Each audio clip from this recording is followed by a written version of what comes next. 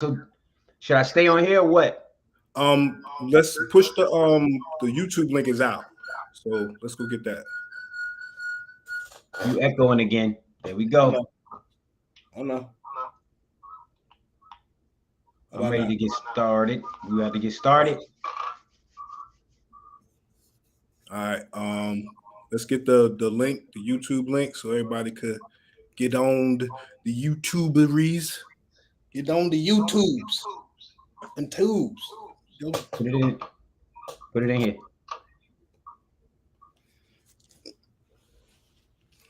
Yo, what What? up? With the link so I can put it in here. I'm Pin it. waiting on that. Oh. We got stacks on the board, y'all. Stacks on the boards. Y'all make sure y'all get over here. We need to have some nice little discussion, some interaction. Let's go. We ain't gonna keep y'all all night. We know everybody got to go to work in the morning, so let's get it in and get it out.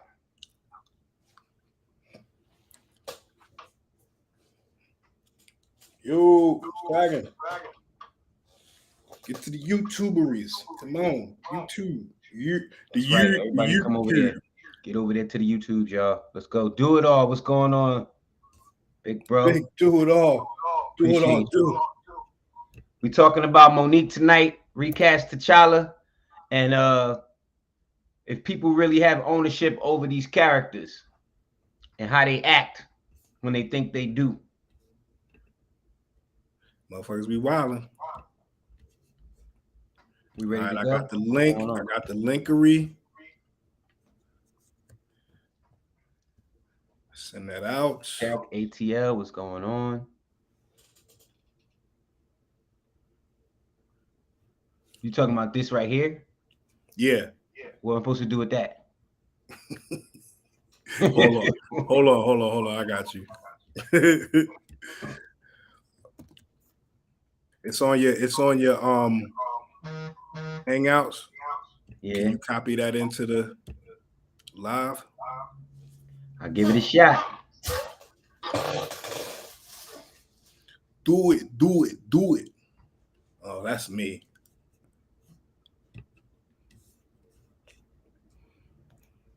Also, if y'all go to the YouTube channel link in the No Country page, there you go. There you go. That's the live link right there. It's pinned. Brick City. Yep. We up in here. Hey, Grafton Nav. Lineage. We ready? Yeah, I'm ready. About to start it up, y'all. Let's get this going. I'm ready. Okay. All right, man.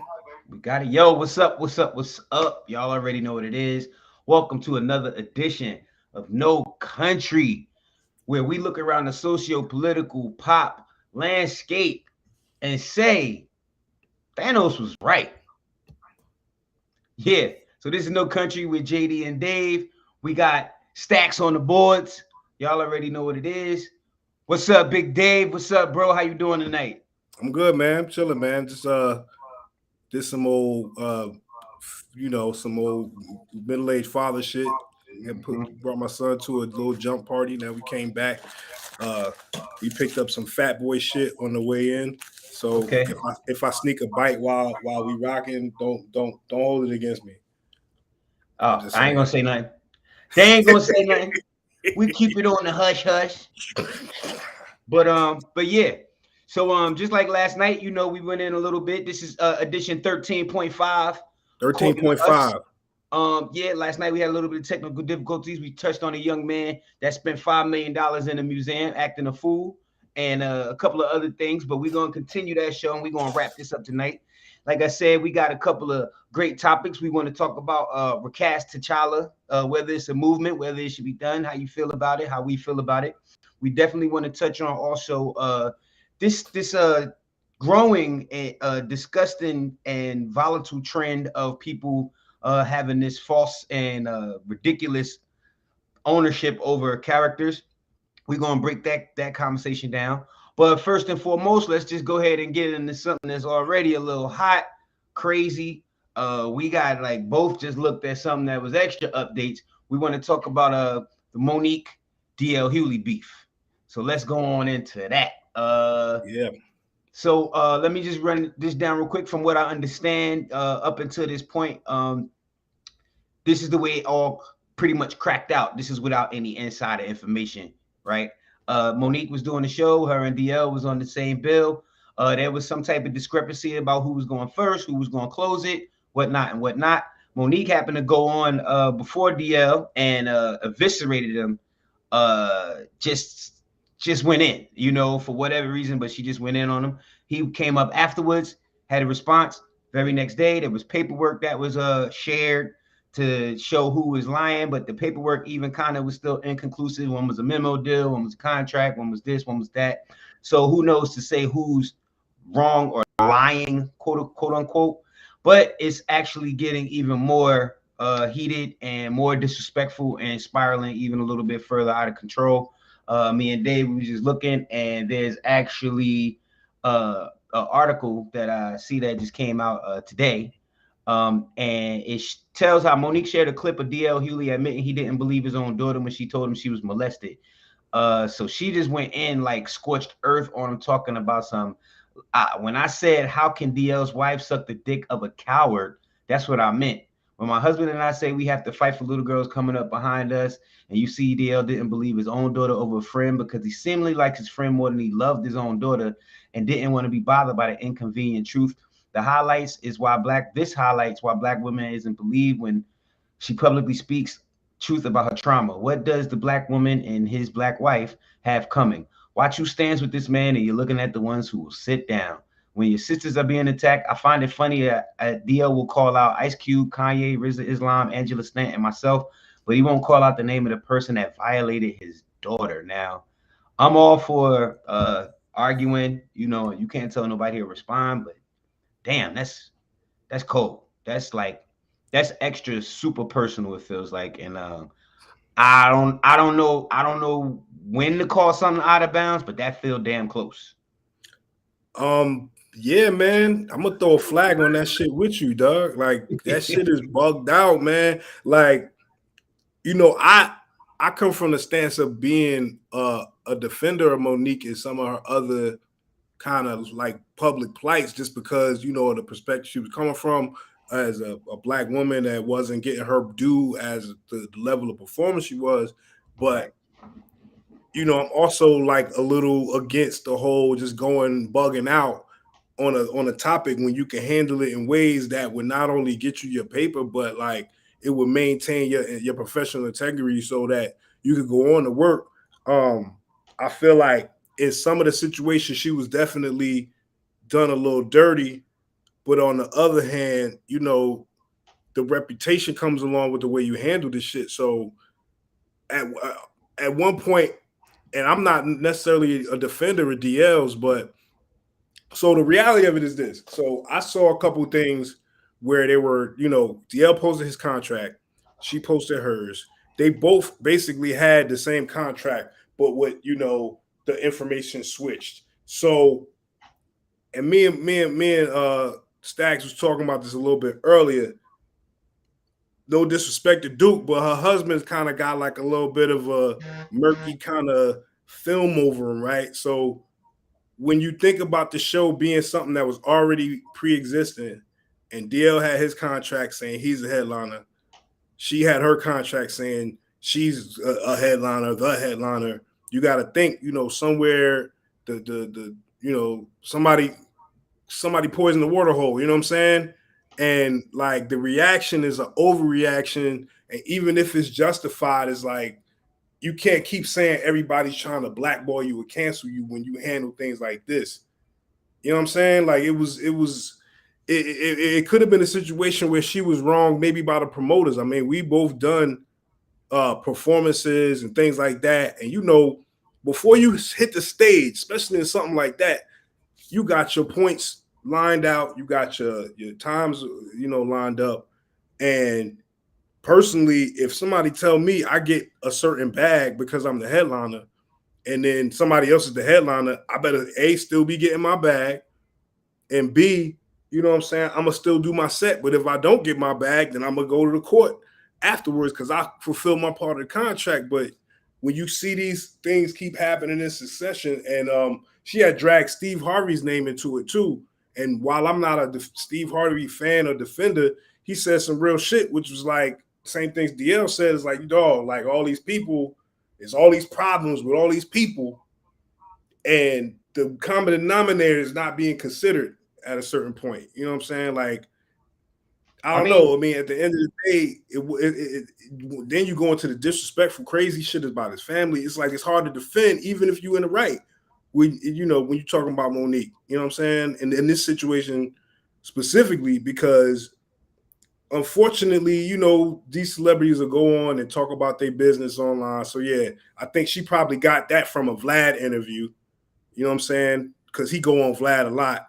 And he's I remember hearing him talk about that a long time ago, as a matter of fact. Too. Right.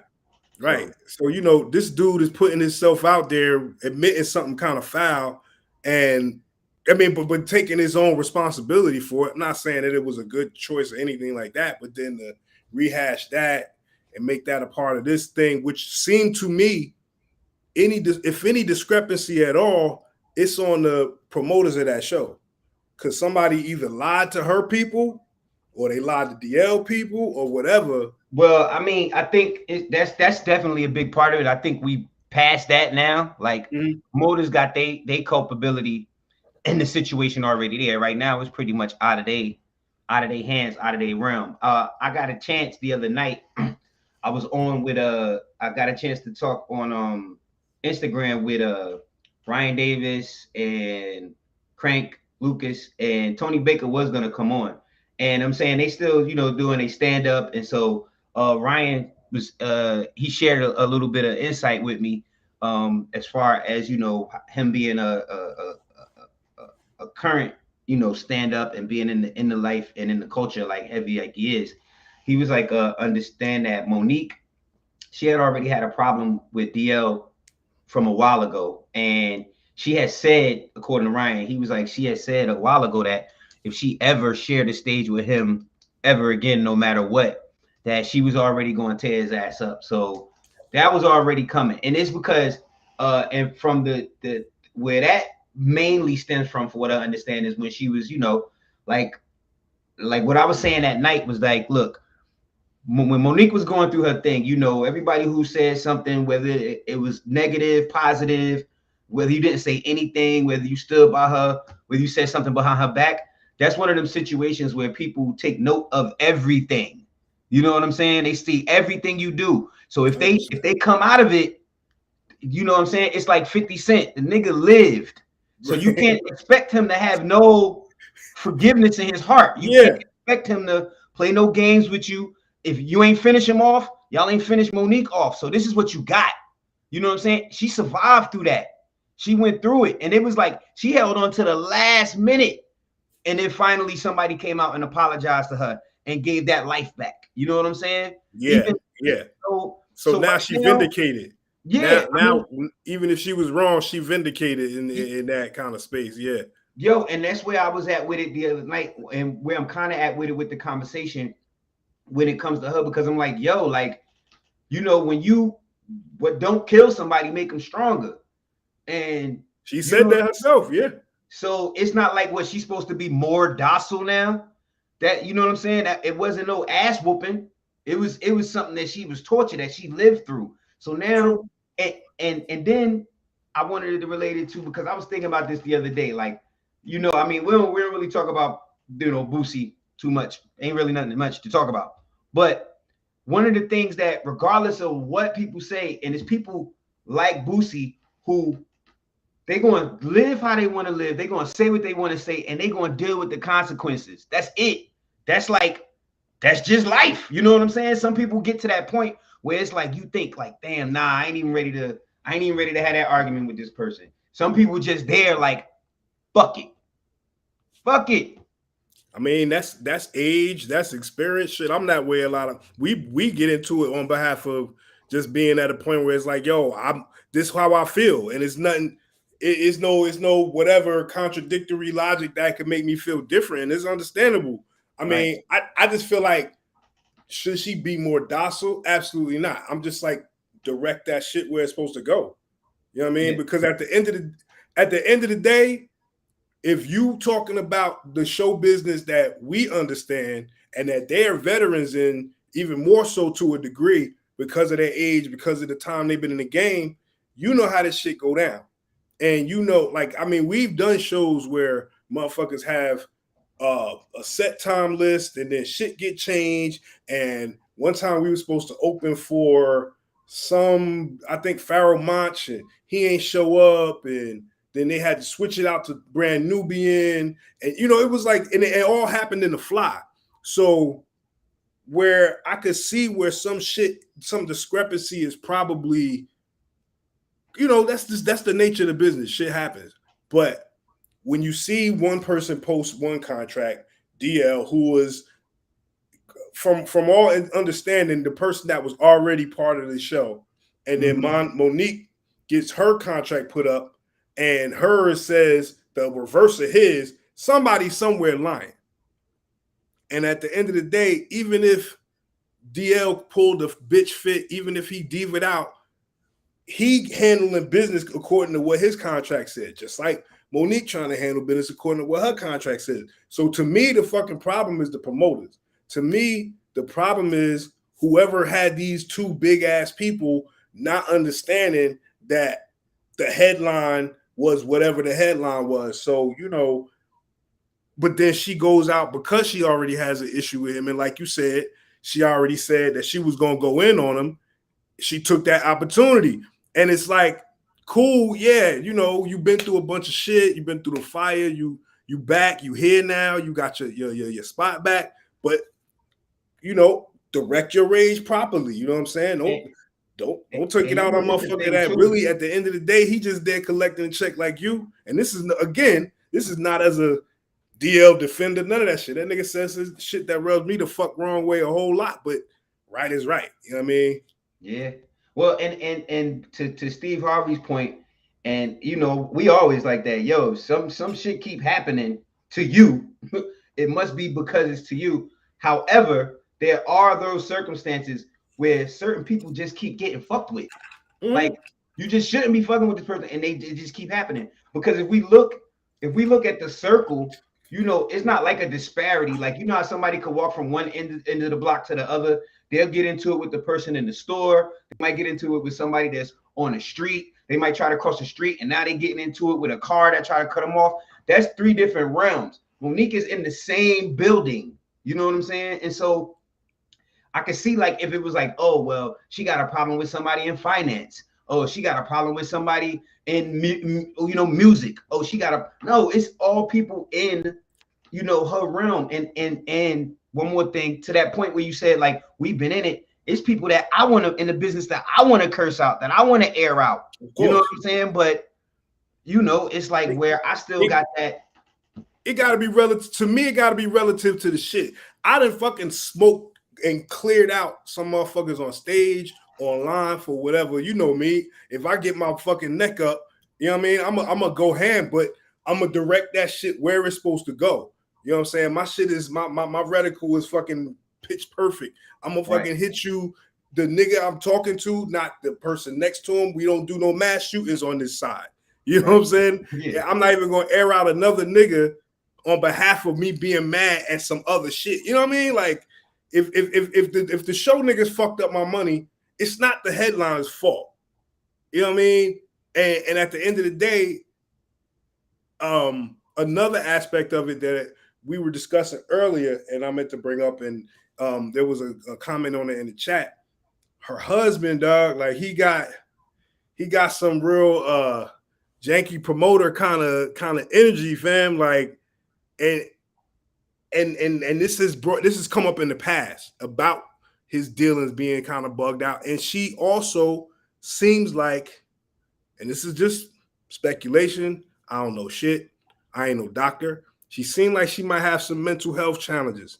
So when you got a situation like that, and a situation with a dude that's advantageous and a little shady, when you see discrepancies in contracts and he's in her management team, or I think he might be her main manager, You know, you gotta kind of wonder, like, yo, are motherfuckers taking advantage of her on a whole nother level, and her frustration and lashing out is in all of these spaces at the wrong shit. Because sometimes, as they said in Scream, the calls coming from inside the house.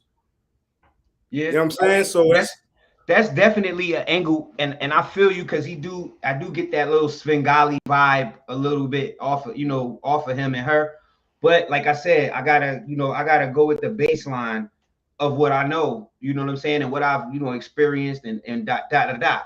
And I know from what I know of Monique's last marriage, she was very subservient to him too. You know what I'm saying? It wasn't like all out in the open like it is, but she paid for all his businesses. You know what I'm saying? She did all of that. So now you got somebody else, and whether he taking advantage or not, think about this too.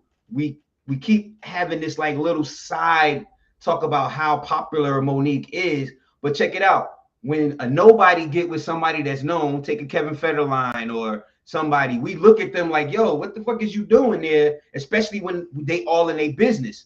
So it's gonna look weird anyway, because we like, Monique, you was doing this for 20 years before we even seen this person, and now he's sitting next to you and everything, and you getting approval for everything you say from him. So it don't feel natural to us as the public, you know what I'm saying? And so we do have to look at it and question, say, all right, well, is this truly you? Is this different? Is this supposed to be? Is he taking advantage? Is he not? Is these things your ideas? There's a lot of angles, but me personally, like I said, I'm gonna stick with right now. I'm still riding with Mo, because another thing is like, and she by herself, you know what I'm saying? Aside from her husband, like it's just she by herself, you know what I'm saying? I don't even see really her other sisters can't even stick their necks out for her. You know what I'm saying? Nah, because they not trying to come off their spot. And when you stand next to somebody, with the full hat on, they gonna throw one on you too. It's a fucked up situation, man. I ride with her too, but I feel like that energy just gotta be channeled in a more, because if you at the right person, then you getting shit done. You know what I'm saying? Instead of just dredging up fucked up shit. Because like, as you picked up on, now she bringing like the shit about his kid into it, and whether he made the right decision in that scenario or not, that's just below the unnecessary. Yeah, exactly. Unnecessary, bro. And so if he come out and say some foul shit about her because they know each other and got history, and he could probably corroborate some shit, then we already know DL. We already know DL got one of the people who don't remember or don't know anything about DL Hughley. He started out as a snap stand-up comedian. Yeah, like he would come on stage and start jokes. 2 seconds later, he on everybody in the front row. Ain't even matter. You don't even know if he had material. He just used to come out and just go. Yeah, but he got a catty nigga energy too. So really, it's like he gonna take his little swipes and shit, and then he got don't let him have receipts. You know what I'm saying? So he gonna come at you with all of the fucking shade and all of the whatever. So look, man. It's like the verbal version of fucking Will Smith and Chris Rock. Exactly. I won't say that. Say that. It's close. I don't know if we are rooting for DL as much as it's like right is right. I'm not necessarily giving him points on behalf of who he is, on what he represents. I'm just like, he was there to do a job. She came. She kind of slapped him in his face. Whether he was right or wrong, he ain't really deserved that shit, at least not in the space that it was in. Now, if we find out that he did some shady shit, and went and directly had a hand in moving the shit around, to me, that's still a fucking promoter people's fault. That's still a show people fault. Because I'm like, yeah, go ahead, tell me I'm the headliner, and I get a certain bag. And then you tell me in last minute that another nigga got my bag, or I'm gonna do my show, and then I'm gonna sue you for the rest of the shit. If that's what you contracted with me, I ain't even gonna fuck with that other nigga. I'm not even gonna talk to the other nigga. But you, I'm coming for my money. And I agree with you. Like when you said, because I was thinking this at the beginning of the conversation, this violence makes it feel like, especially for people that you would want and you consider to be kind of above it, especially in a situation or a station, to see them, go back and forth that way, it bothers you. It bothers us as an audience. You know what I'm saying? And so it definitely gave me the whole Will Smith, Chris Rock feeling, as far as, like I said, seeing two people that I wanted to see, that I've been fine seeing, and especially somebody that I really, really respect a lot, to see them, wallowing in the mud. That shit is crazy. That shit. And to kind of put a cap on it. Caddy, he's sassy. Yo, for real, he is a sassy ass nigga, bro. Like his whole shit is like right on the line. But to put a pin in it, and let's roll to the T'Challa shit. But again, to not want to be on Steve Harvey greasy ass side, but he said it right. The responsibility should have been to the audience. You know what I'm saying? The grievances that you got. I mean, if you put it in a joke, that's one thing. But like, if people there and they kind of like, ugh, this is uncomfortable. You gotta kind of stay in your professional bag. At the end of the day, they came to do a job, and I think people kind of thought that job wasn't always done, and I just hated to be another mark against her when she's seeming like she's turning it around. Yeah. You know what I'm saying? Yeah, I agree. Shout out to Monique. Shout out to Monique for real. I saw that Fifth got some projects that he want to do with her. So let's hopefully all that works out and everything. She got definitely don't want those two going at each other. Oh God, no, not Fifth and Nick, not Fifth and Nick, no. But shout out to Mo, shout out to DL. OG still doing this thing, and we hope that I hope, and I'm pretty sure you do. We hope that this could get resolved sooner than later. Yes, sir.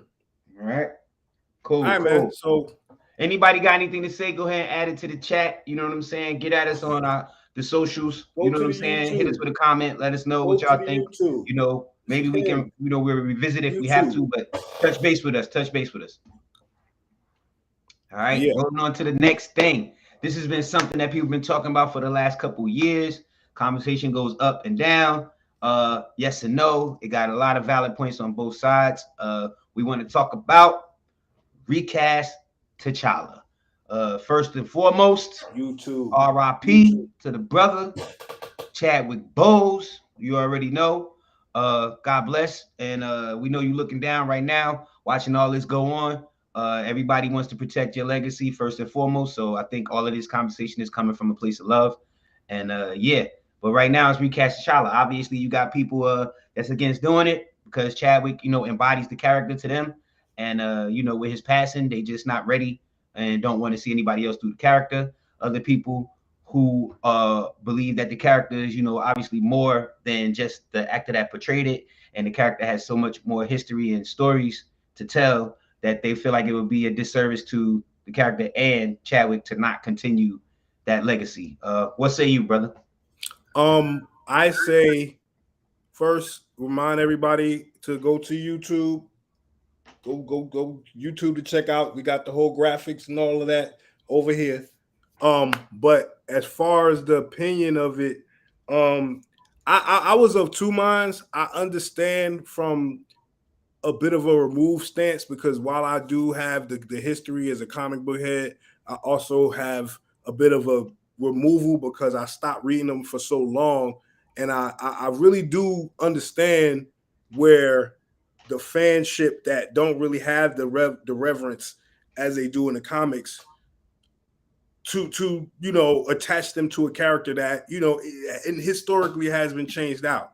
But what I do say is I think that character is important enough that there should be some continued representation of that character in the modern day MCU. Even if they wait a little while, they should be, that like what was being established with T'Challa was, a first in movies in general, as far as like, a really moral, principled Black man in a position of power. He wasn't, no offense, but like he wasn't like some other double, like he wasn't like, in that certain community, and he wasn't like half white, and he wasn't like unsure and effeminate. Like he was like the model of what a black man we are wanting to see. He was a king. He was a genius. He was a fucking diplomat. You know what I'm saying? And he was a warrior on top of all of that. And you know, even in the face of a righteous villain, his own family, he still stood up for what was right. Like, to not have some continuation of that character or representation of that as an archetype of a black man in a huge franchise like Marvel, I feel like it does a disservice. And while like I said in the beginning, I was like, yeah, I kind of get keeping people who really love Chad, you know, from you know, going into Uprising because you recast him. At the same time, his own family, his own co-stars, his own closest people was like, yo, he would want that shit to roll on, you know, in his name, or even if not in his name, just to keep that same energy that was going forward, you know, that was brought forward with introducing that character on such a broad scale. And it was so popular that, I mean, like, we was in Texas at the time. I can't tell you how many little white kids was trying to be Black Panther for Halloween. You know what I'm saying? More than the black kids. The black kids was like, all right, nigga, like Black Panther, whatever, dude. Like, I want to be Naruto. You know what I'm saying? I want to be fucking Goku or whatever. And the white kids is like, yo, Wakanda forever and shit. Like, so that impacted that character, man. I think it's a heavy thing to just be like, all right, we go. I mean, so where you at with it? Next movie, huh? Where you at with it? I'm just saying, no, yeah, I think he should be recast at this point. Like, I was on the other side before. I'm just like, now we kind of at a point where, all right, they already did this one movie, but going forward, I mean, even if you just stick, you know, the M'Baku dude in for a minute and then try to figure out, I mean, you got a multiverse now. You know what I'm saying? These motherfuckers is going in time and all this other shit. They probably gonna bring back Scarlett Johansson somehow.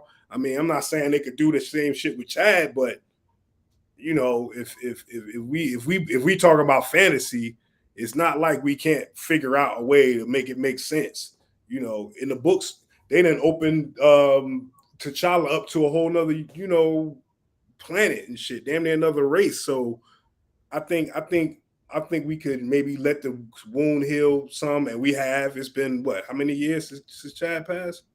It's been a minute. About 3. 2-3 years. I mean, you know, it's probably not going to be another 2 years till the next one.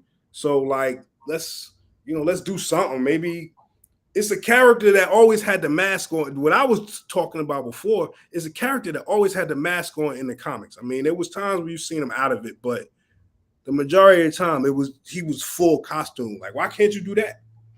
Maybe digitize the voice if you really don't want to cast somebody else's face in it. But to say that character is just gone, I don't know. I think it's a little disservice. I think, all right, before we get to the, you know, any solutions, quote unquote, I always was on recast, just as an actor, period. Especially like when you see what they were building, you know, what they was putting together. It's like making these ill blueprints and then actually laying the foundation, paying for all the material, and then being like, nah, I can't finish the house, even though everybody's there, you know what I'm saying? But we just can't finish the house. And it's like, damn, but when we finish the house, so number one, and then like you said, like I was sure before, you know, his family came out and kind of verified it, I was sure that it's something that Chad would have been like, yo, somebody else has to complete this. Like, I'm building this for that particular reason. You know what I'm saying? He understands like the weight of it. He understood the weight of it. So that's where I was at with it the whole time. And then to speak to the whole thing of people who may or may not really know the character that well, but they were very attached to him as the actor who played that. I can understand that. That is a total testament to him as an actor, as a performer. Yeah. Yes, he embodied that. You know, he did that, and he was supposed to make you feel. However, there's this bigger, this whole macro on top of Black Panther that people just need, just as an archetype, like you said. It's just this whole thing that was being told and built that we can't just cut off at the knees just right now. You know, that would just be ridiculous, actually. bro. And yeah. And to speak to Real your quick, point about, like even like what they could do as far as before a recast. There's a bunch of things you could do before recast. Like we said, there's a mask. Keep the mask on. You know what I'm saying? Have somebody do the voice. You don't have to do all of that. That's what I thought. Number one, like just keep the mask on. Do that. You could either age them up, do something like that. Like you said, there's multiple universes. They could be a T'Challa from another one. There's so many things actually that have been done in the books that they can do already that would make sense, that would honor Chadwick, that would help to get us back around to somebody to play the character properly. But I think also a part of it comes from it's like doing black hair. I think part of the reaction that we got from Disney or Marvel at first was because they was like, we scared to even try to really approach that. You know what I'm saying? We don't even want to think about, let's just keep it moving, because we don't know how black people gonna feel if we do try to recast, Yeah, because that was it. I think they got shook in the whole kind of Black Lives Matter kind of aftermath, and they were scared. You just replace any black man, right? And the Wakanda Forever shit was so powerful culturally that it was like they were scared. They didn't know what the fuck to do, and they didn't want to do the wrong thing. And I think they just went there. And a real brief point, it's like, on one hand, we get it. We honoring somebody who passed and whatever. And like you said, A, he would wanted to go on. B, it's been 18 fucking Batmans in the last 4 years or some shit like that, bro. 25 Supermans. 25 motherfucking 83 Superman. Spider-Man. They had 3. It had all the Spider-Mans in one motherfucking movie, and everybody loved it. It wasn't confusing, even though it was confusing as shit. like, yo, get over it, B. Like, I was like, we know. You already know my argument with all of the comic book movies is like, bro, why the fuck are you trying to make this shit make sense? Stop it. Stop. Just fucking explain it away. Say that nigga got a facelift, some shit like that. You know what I mean? But that character, like Chad, like you said, he understood that character has so much weight. He knew he had stage 4 when he took the role. You understand what I'm saying? So he took that role with the understanding that he might not make it that long through the first one. So he knew to set that character up to be established and have that kind of, black man representation. He knew that shit was important, man. And I think he knew the mission better than most. Look at his brother. He played Thurgood Marshall. He played Jackie Robinson. He played James Brown. And he played Black Panther. Dog. So his legacy is set. So don't worry. Nobody got to worry about anybody forgetting Chadwick Boseman. He did that shit all on purpose. Man, I saw the James Brown shit like a week before they said he died. Fuck me up. I was like, this shit is amazing. It is. This shit is amazing. Like, he killed that shit. And it was just murder. Yeah, man. Like, yeah, you're right. Ain't nobody ever gonna forget that man, like, ever. So, to just, I don't know. I mean, did you have anything else you want to go into on that one? I feel good about that. Just, I like the way you rolled. Like, it kind of rolls into the next thing, because it's like you said, to make stuff make sense. We talking about a lot of, fantasy, sci-fi, just imagination. And there's room, obviously, where we apply logic, and then there's some stuff where people just do too much, and you like, well, what you're saying just don't make sense to me. How can we love aliens and monsters and all this, and then we get caught up on a skin color like this? Right. That makes no sense. Like, right. Bro, we believe this guy can fly. We done thrown like 80% of all of our logic out the window already. So to frame the topic, guys, welcome. Here we go. You No Country with your boy JD and Dave. Money Stacks on the 1 and 2s. You know how we do right now. Yeah. We're about to move on to our next topic. Me and Dave been noticing, obviously for years, but there's a new wave of backlash coming towards actors who are being cast in traditionally white properties. and they're getting backlash for just being involved, not even being recast as traditionally white characters anymore, but just for getting roles. And Original there's a lot of that character. going around right now. We wanted to kind of address how people kind of look at, okay, well, whether there's a black Batman, a black Superman, a black Spider-Man, or a brand new original character, how we've been seeing a lot of this stuff be kind of digested and actually fought against. So Dave, you wanted to kick it off because we was talking about the Star Wars property mainly, right? So the recent one, and then probably the most prominent one, is with the new Obi-Wan Kenobi series. There's a young black actress, Moses Ingram, dope name. The girl who was, she was in Queen's Gambit. She was the one that was in the house with the main character. Right. She has gotten a lot of backlash. Matter of fact, it's so bad, specifically with Star Wars, that Disney came to her and prefaced her and was like, "Yo, get ready for this." To get ready. The racists and the whatever are going to come out after you.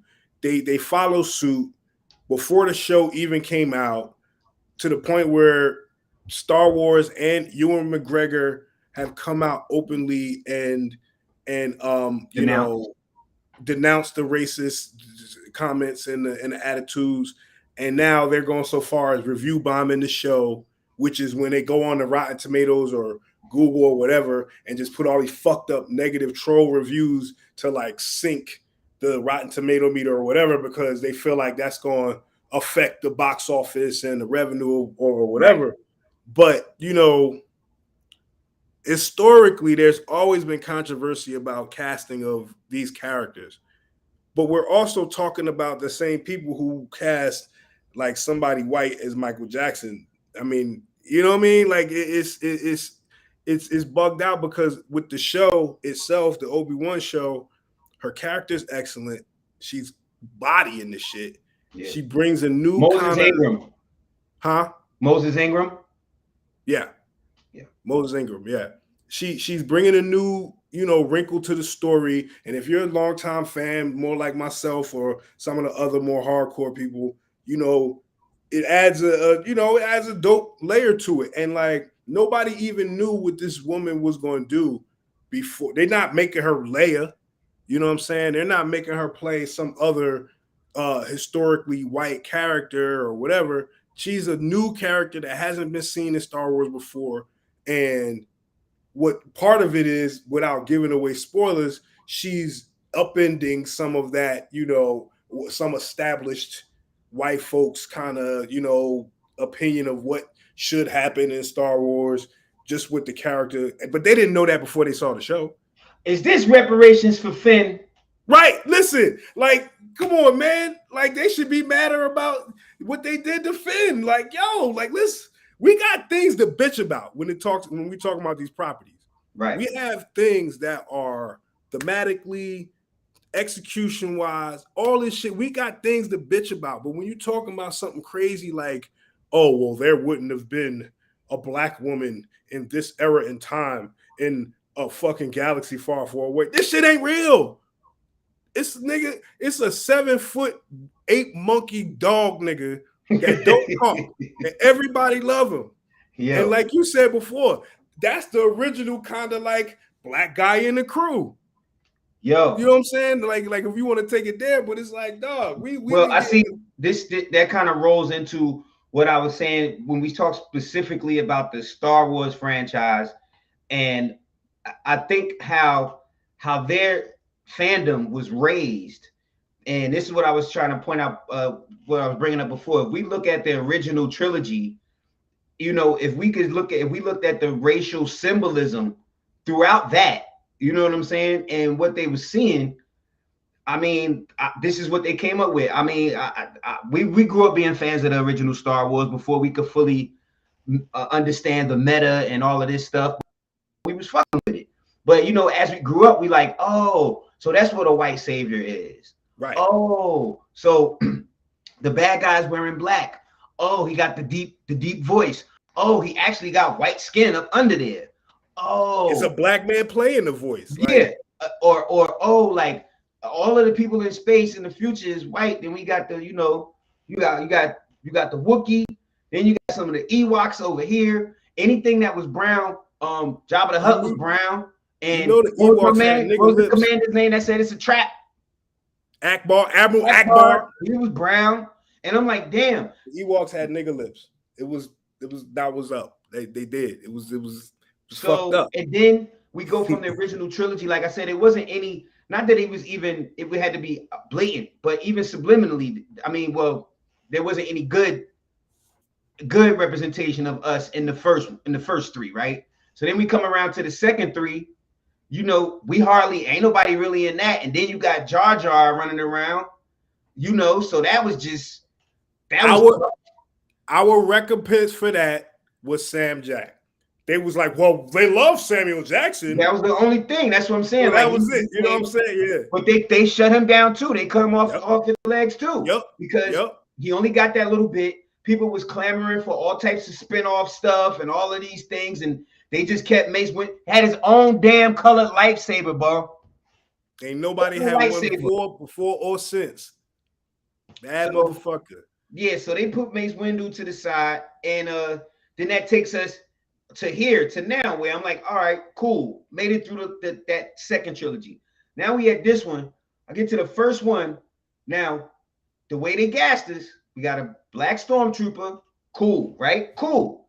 Now you can't tell me he not force sensitive when it's starting out, and you can't tell me he not gonna get with this girl. By the end of that movie, it's like it was a straight line for him and her to do the whole team up. You know, we rocking with each other the whole thing, and then it just got a little bit. I mean, the way they even ended the first one with him hurt, I was like, okay, they gonna let him come back, and they just scrapped the whole thing, and that's when I was like, you know what? So now that's why one of the reasons I think that this fandom, particularly the Star Wars fandom, is not used to seeing, you know, black people in they shit. They really start acting up. They start flipping out, and it's other fandoms, but we just talking about them right now because I tell you this, Star Trek people, they don't trip when they see black people at all. They gotta give me all the black captains. I don't care. I don't care what it is. Make it ugly. Star Trek was always a little more studious and less. I think it was less culturally relevant for a while than Star Wars, because Star Wars had all that fandom off of 3 movies, and like Star Trek had this longer history with the TV shows. Plus, I mean, you know my rebuttal to what you said all the time. I agree with you 100%, but I wouldn't put that on Star Wars no more than I put it on fucking the Dukes of Hazzard with the General Lee on the car. But either way, you're right. The way the original Star Wars was presented was 100% white savior complex. The 3 leads are every type of white person you could think of that's been in the forefront. You know, then you got the older white guy that's fucking the sage, wise person. You know, C-3PO is basically a gay British dude. Like, you know, like the archetypes are all there. But even more so than that, when you take it from you know, the only other black dude in there, he got the problem that I have with a lot of cats now. He's either the villain or he's shady or whatever. But the thing about the continuance of Star Wars is that corporately they were trying to get other people in to the bag because they knew cats like us grew up on it as well. And like somebody like me, I had a Luke Skywalker figure. I painted that nigga black because he was the hero and shit. But you know, the real hero is fucking. I mean, when you really want to go into the Star Wars shit, dog. When they came back with the prequels, they doubled down on the symbolism because the Empire is white supremacy. The fucking Jedi is like the fucking Democrats. I mean, like even into the cartoons, they go there with the fucking, you know, how they do some of the characters that are a little skewed.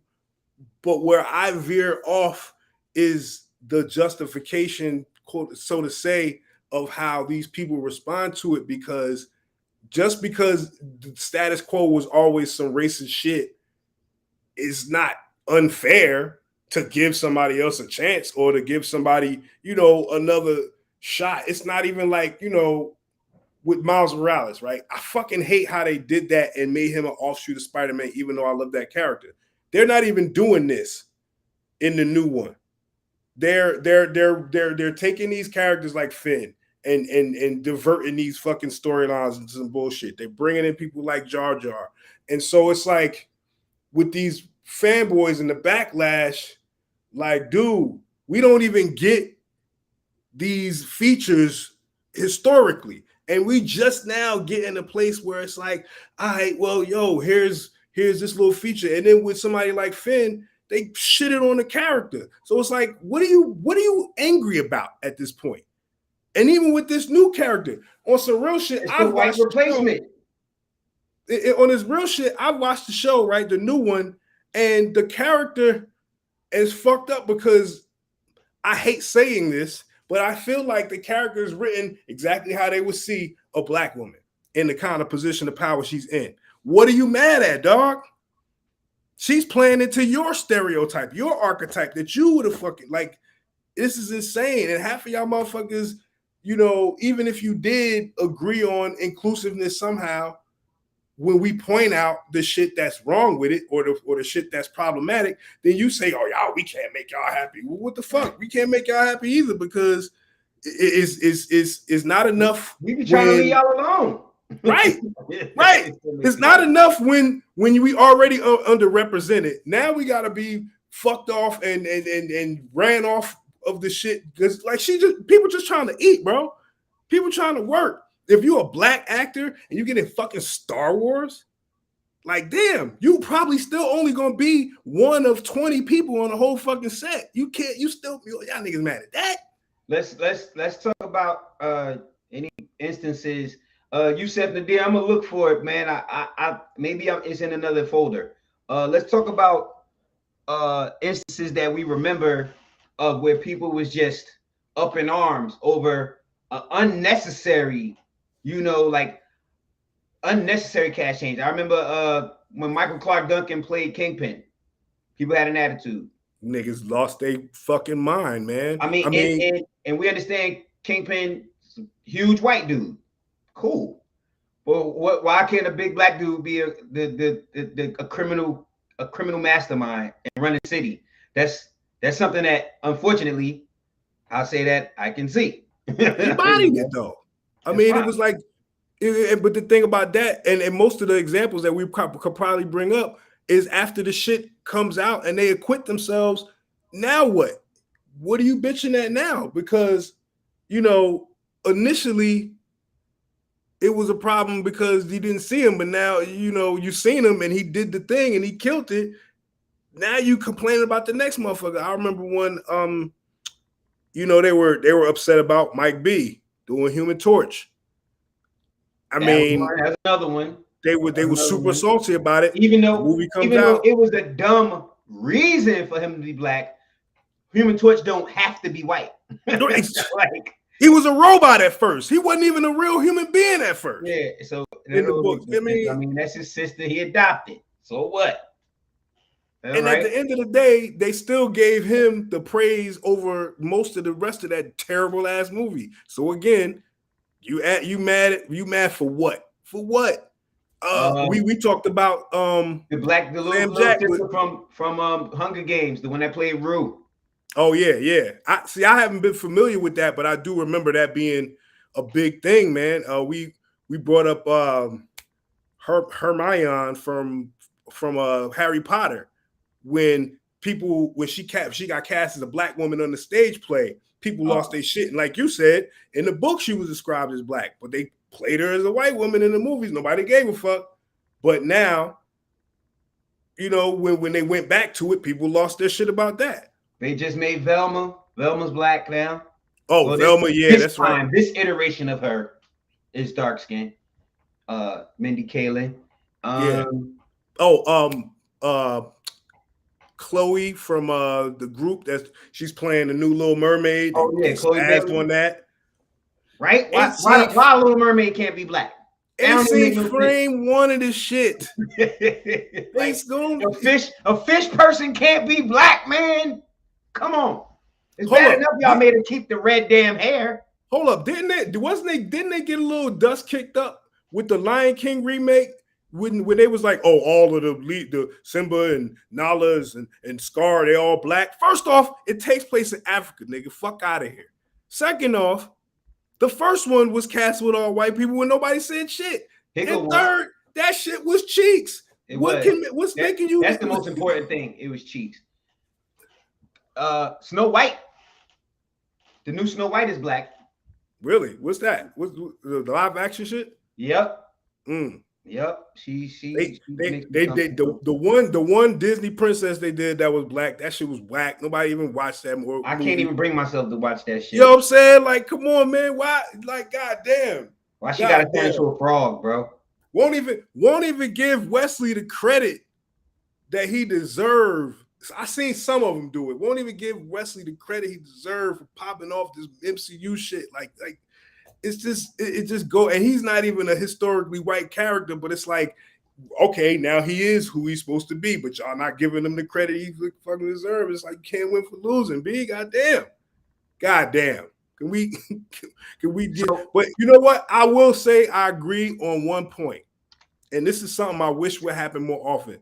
Stop chasing these franchises. If it's that bad, if it's so fucked up, this they sandbox. To your point, this is their sandbox, and I'm not saying they got the right to be mad, but they got an expectation because again they've been conditioned. Blonde hair, blue eyes, that's the savior. Brown hair, green eyes, that's the sidekick, or the roguish hustler, whatever. Like they got their archetypes, and that shit is set in stone, and they want that more to themselves than anything. So let's create our own shit, man. Let's move in our own spaces and create amongst each other, and hopefully build that shit up somewhere. I mean, like the thing that I loved and hated about Black Panther was the fact that it was what it was and such a watershed moment for Black entertainment and Black fictional characters, but it was created by a white dude. Yeah. Created by Disney, owned by, you know what I'm saying, the same motherfuckers that created the oppression in the first place. So it's a difficult topic, but I feel like y'all motherfuckers are really tripping over make-believe, dude. Like, grow up, go get some pussy. 100%. And just even just to kind of like put even a finer point on it, because one thing I wanted to say was I wanted to ask, number one was what characters do you think should not have like their ethnicity is actually specific to the character, it's integral. And then you said it. Go ahead. No, you go ahead. You was and then I was thinking because it was one other quick thing I wanted to touch on when we was talking about Black Panther. If we could just give a quick list of who we think could fill the role, you know what I'm saying? So, but yeah, before you answer that first part of the question, check this out. Motherfuckers been talking about some Idris should be doing James Bond for the last 5 years. You telling me Idris wouldn't be a cooler spy than James Bond if we just made up somebody? Impossible. He don't need to be James Bond. I don't even want him to be James Bond. Me neither. Out of here. I'm like, I want him whoop James Bond's ass. He'll fuck James Bond the fuck up, son. Like Luther will bust James Bond ass. Yo, stop Luther playing. will bust James Bond shit open, son. So much Stringer Bell. Fuck out of here. My man from Hobbs and Shaw with the fucking cybernetic spine, nigga. Fuck out of here. Bro, yeah. So, yeah, to your point, like I said, we can do our own characters. We don't need to be blackwashing. We don't need their characters to blackwash, and we don't care because we trying to get paid, and y'all want to get mad when who put us in that role in the first place? Y'all, one of you. So go get mad at him or her or whoever. Y'all wrote this shit. Like, fuck, this your shit. Like, what the fuck, man? Can we live? That's all it is. Can we fucking live? Can we live? Motherfucker. I don't want a black Batman neither. Yo, and that's what, all right. So that's what I'm saying. So characters that would not work without their ethnicity because it's integral. Obviously, Black Panther would have to be a black man. You know what I'm saying? It wouldn't make no sense 100% for him to be a white person. You know what I'm saying? From Africa with his whole backstory. I think Bruce Wayne, the character of Bruce Wayne, I think that should be a white person because his white privilege, tragic ass. The way he was born, first off, he was born into a billionaire family. Number one, how common is that with us? Number two, he after his parents got killed, nigga went crazy and started doing all kind of crazy, sick ass shit. That's a white man. No offense. I'm just saying. He'd have died in his teens if it was a black kid. So, but on a serious note, just somebody in that position, growing up the way he grew up, and the lineage that he had, I would consider like him being white actually to be a integral part of his character. Superman came from a whole nother planet. He lucky when he came into this atmosphere, his skin wasn't like bright green or something. Like could have been anything, you know. So but I think Clark Kent as a character is very specific to the white experience. Y'all can keep that. But look, his attitude is because look, he could have been any color, but if he was raised on that farm by them two country ass white people, he would have been a black boy that act that same way. Yeah, but then he wouldn't have a shape up. All right, I do that. Yeah, they gave him the buzz for some reason. He was not supposed to have that. But it's certain characters that I think, like I said, are you gotta have, you know, they have to be a certain like it's certain characters where it just goes. Like Spider-Man, he's from Queens. You know, he didn't have to be a white kid, but it works. You know what I'm saying? And so if that was to change, it shouldn't kill it for people. You know what I'm saying? Luke Skywalker really don't have to be white. I don't think. You know, I don't think so either. I also think Luke Skywalker is. I changed a lot of my opinion on him over the years as a character. So I don't want him to be white. I don't want him to be black. Fuck that. I don't want a black Luke Skywalker. Let's get another Mace in there. Let's redo Finn. Do Finn shit right. Motherfucking black Ahsoka Tano was a black woman. Let's make sure that show is fire. You know what I'm saying? Yo, like this. Let's do right by the fucking characters we got. Our own black characters. If they got black characters that's well written for us, let's make that shit sing. Fuck making these crazy ass make believe angry racists fucking happy. They crazy. They just you're not going to satiate that, bro. It's just they just stay wilding. So we about to wrap this up, guys. Before we wrap up, like I said, we brought up. I think we had great conversation. We brought up a couple of points about the whole Chadwick Boseman, but I think we could offer a couple more solutions and give props to the brothers. Give me a couple of names of brothers you think that might be good to step into that part, bro. Man, I don't know why, but I keep seeing Jamie. Physicality wise, he could do a lot of range. I could see Chiwetel. I could see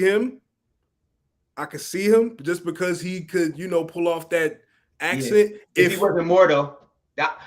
Right. He was actually my first choice in my mind, but I was like, damn, he already Mordo. If my man wouldn't have already did Killmonger's dad. Sterling Brown? Bro. Yeah, that was my second one. I was like, you already played the dad, so you can't be him too. I got him on the list. What's his name? The one that played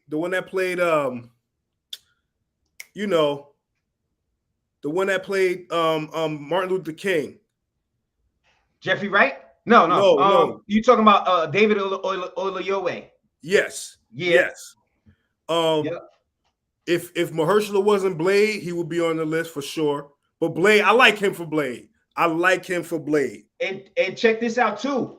And we was talking about, different things can happen. They could age him up, age him down, like Jaimin Hansu telling me that right there, what? Come on. That could be your multiverse shit.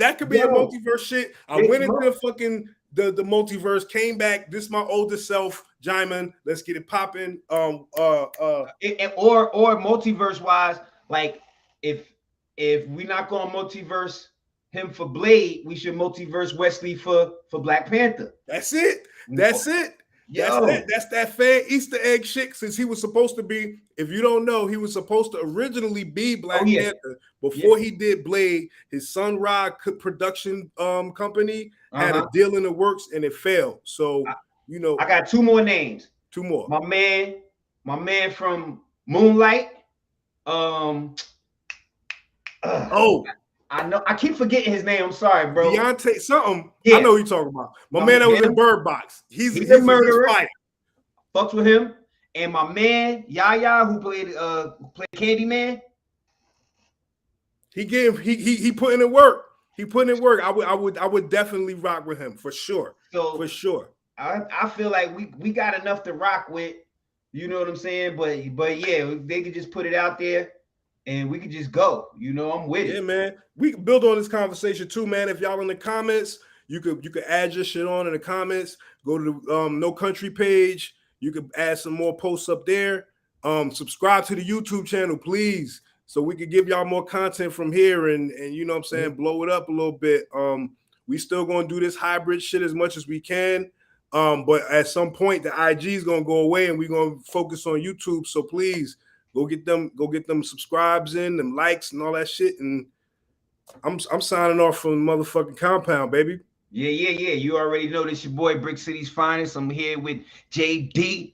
This is your boy JD. I'm here with Dave. Y'all already know how it go. This is No Country 13.5. Y'all know what we do. Y'all stay well. We see y'all next week on time, same place. One. Holla. You already know, bro. Get up with you later. All right, man.